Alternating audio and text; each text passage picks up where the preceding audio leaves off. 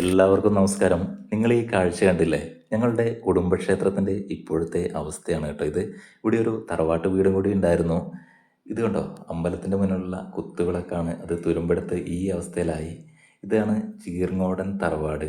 എൻ്റെ അമ്മയുടെ തറവാട്ട് വീടാണ് കേട്ടോ ഇത്. ഒരു 70 വർഷം മുൻപ് ഇവിടെ കളിയാട്ടമൊക്കെ നടന്നിരുന്നു എന്നാണ് മുതിർന്നവർ പറഞ്ഞുള്ള അറിവ്.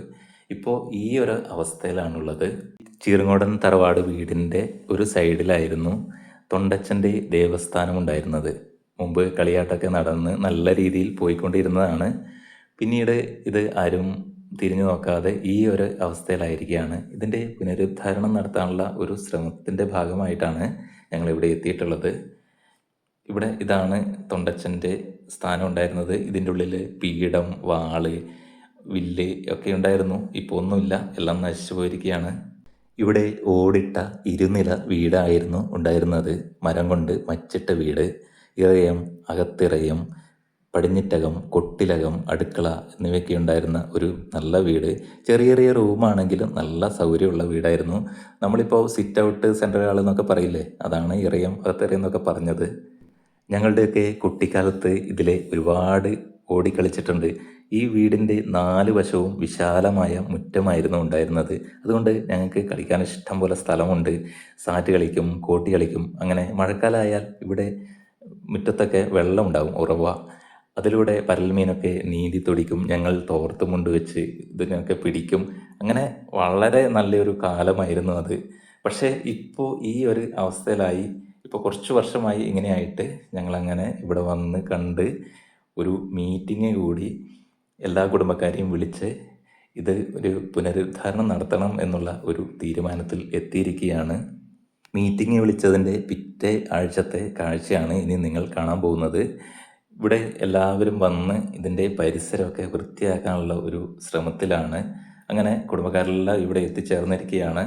എല്ലാവരും ഒരേ മനസ്സോടെ ഇത് നന്നാക്കി എടുക്കണം എന്നുള്ള ഒരു ചിന്തയോടെയാണ് ഇവിടെ ജോലി ചെയ്തുകൊണ്ടിരിക്കുന്നത്. നിങ്ങൾ വിചാരിക്കും ഞാൻ വെറും വീഡിയോ പിടിച്ചുകൊണ്ട് നടക്കുകയാണെന്ന്. അല്ല, ഞാനും അരയും തലയും മുറുക്കി ഇറങ്ങിയിരിക്കുകയാണ്. ഞാനും ജോലി ചെയ്യാൻ ഇറങ്ങുന്നുണ്ട്. അതിൻ്റെ ഇടയ്ക്കാണ് ഈ വീഡിയോ പിടുത്തം. ഒരുപാട് മരങ്ങളൊക്കെ ഉണ്ട് കേട്ടോ ഇതിൻ്റെ അകത്ത്. പഴയ കട്ടിലപ്പടി എന്നൊക്കെ പറഞ്ഞാൽ ഭയങ്കര വലുപ്പമായിരിക്കും. ഇന്നത്തെ നമ്മൾ കാണുന്ന പോലെയൊന്നുമല്ല, നല്ല കനമുള്ള മരങ്ങളാണ് ഇവിടെ ഉണ്ടായിരുന്നത്.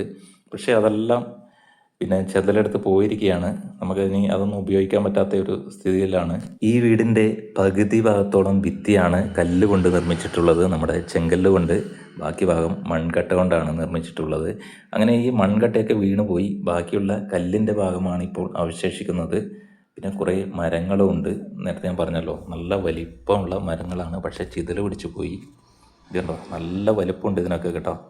പണ്ടത്തെ തറവാട് വീടുകളുടെ കട്ടിലപ്പടിക്ക് ഹൈറ്റ് വളരെ കുറവായിരിക്കും. എന്നാൽ അതിൻ്റെ വീതിയും കനവും ഒരുപാട് ഉണ്ടാവുകയും ചെയ്യും.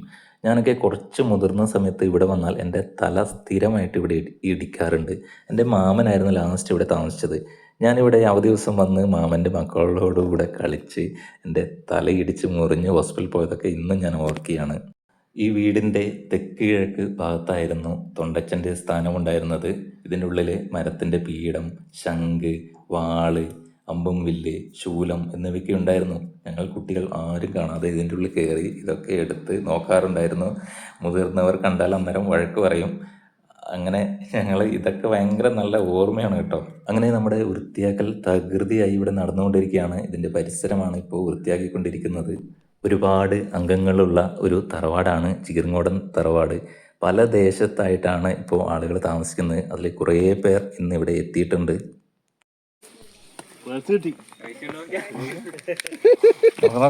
രണ്ടായിരത്തിൻ്റെ എങ്ങനെയാണ്?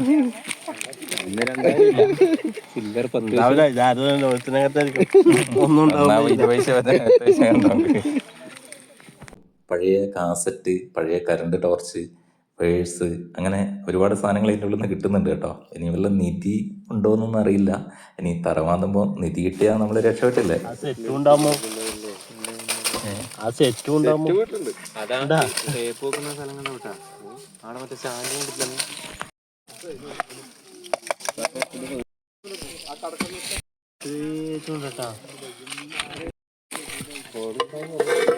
അങ്ങനെ ഞങ്ങൾ ഏറെ നേരത്തെ പരിശ്രമം കൊണ്ട് ഇവിടുത്തെ മുറ്റവും പരിസരമൊക്കെ വൃത്തിയാക്കി ഇട്ടിരിക്കുകയാണ്.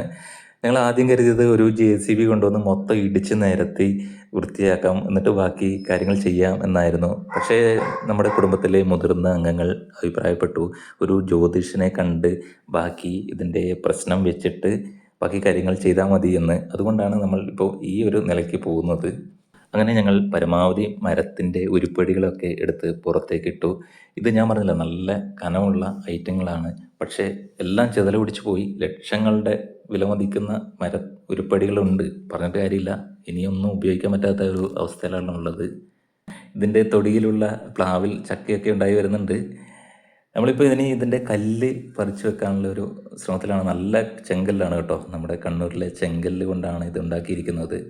പറ്റുന്ന കല്ലൊക്കെ ഞങ്ങൾ എടുത്ത് വെക്കാമെന്ന് വിചാരിക്കുന്നു. ഇതിൻ്റെ നിർമ്മാണത്തിന് ബാക്കി കാര്യങ്ങൾക്ക് ചെയ്യാമെന്ന് കരുതിയാണ്.